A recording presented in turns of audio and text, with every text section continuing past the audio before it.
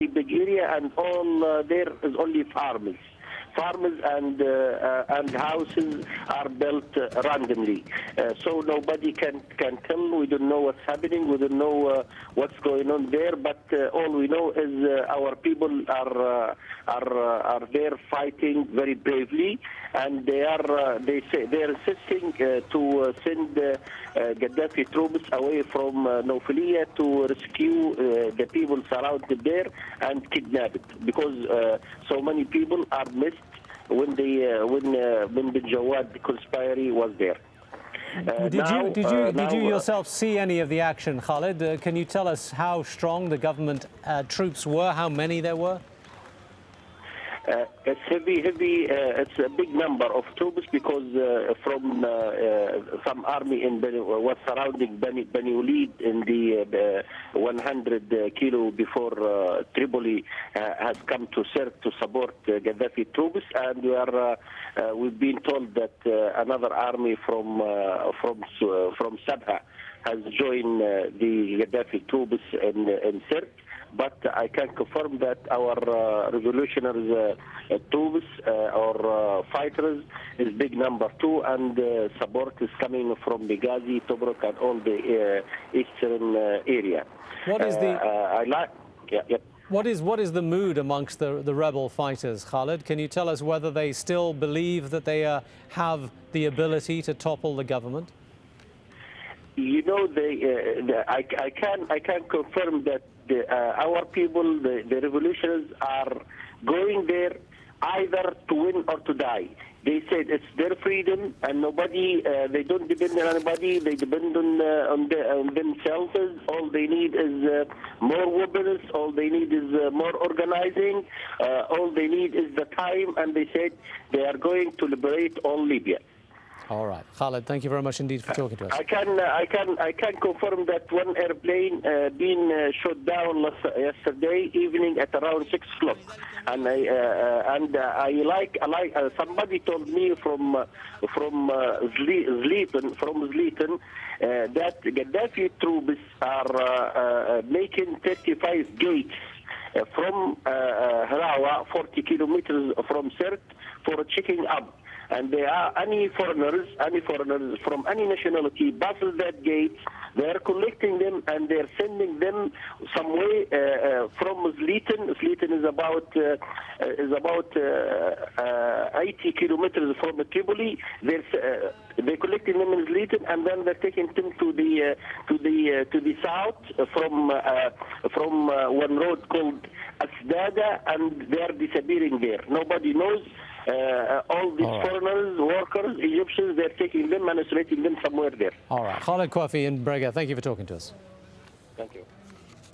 Now, in one of his most famous presidential pledges, Barack Obama promised 2 years ago to close Guantanamo Bay prison camp as soon as he took office, and to move the military trials to civilian courts.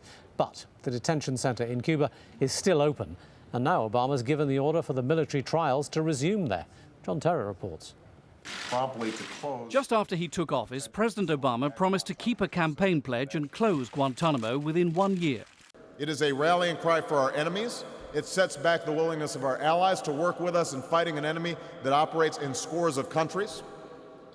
By any measure, the cost of keeping it open far exceed the complications involved in closing it. Obama also stopped the controversial Bush-era military trial system and promised a full review. Now, 2 years on, Guantanamo is still open and the military trials are back. The White House says it's made the system fairer, but critics see it as a return to square one. The ironic aspect of this is that President Bush established this kind of review mechanism. President Obama set up this kind of a mechanism when he took office, and now this is the third iteration. I have no reason to believe that this new system is going to be any better than the two systems that it has already replaced. The issue of what to do about Guantanamo Bay has dogged Obama's presidency from the beginning. His political opponents and some of those in his own party have blocked his efforts. The White House wanted to move and try some detainees in U.S. courts, but Congress made that impossible. Obama has also found it hard to find countries willing to take those released from Guantanamo, and his administration now says some prisoners will just stay locked up without trial indefinitely. Now that the review into detention policy at Guantanamo Bay has been completed, charges are expected soon for at least 3 detainees who were charged under the Bush administration and who've been deemed eligible to stand trial, but whose cases were dropped in 2009 so the review could take place. John Terrett, Al Jazeera, Washington. Now, new video has surfaced of the September 11th attacks in New York on the World Trade Center. It's gone! It's the whole tower!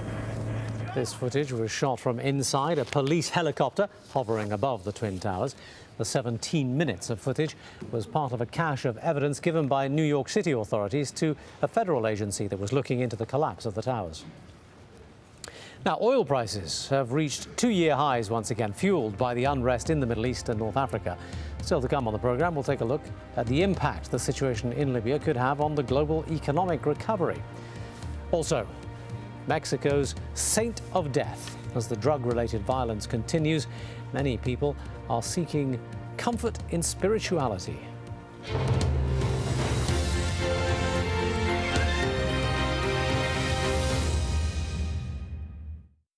Business Latest is brought to you by Capco in just about everything.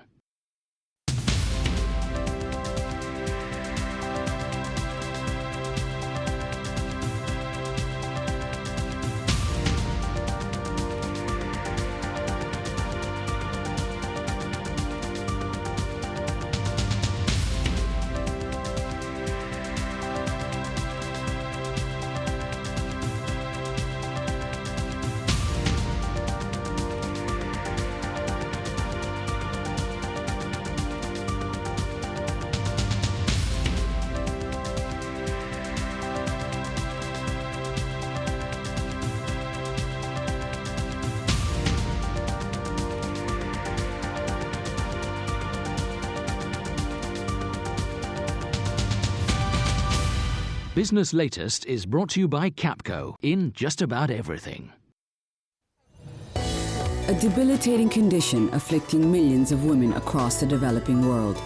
Sometimes it is not possible to cure a patient with fistula. We have to prepare her psychologically. Revealing the human stories behind fistula and its intimate connection to poverty. A powerful new series exploring global maternal health. Birthrights, at this time on Al Jazeera.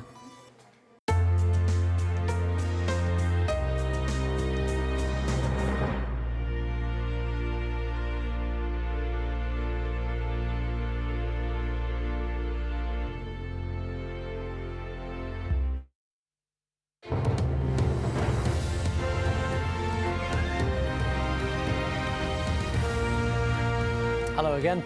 A quick recap of the latest developments in Libya, where state television is now denying reports that Colonel Gaddafi tried to strike a deal with the rebels that would see him step down. Meanwhile, anti-Gaddafi forces are calling for international help in their fight against the government. In the west of the country, in the fighting close to the capital, Tripoli,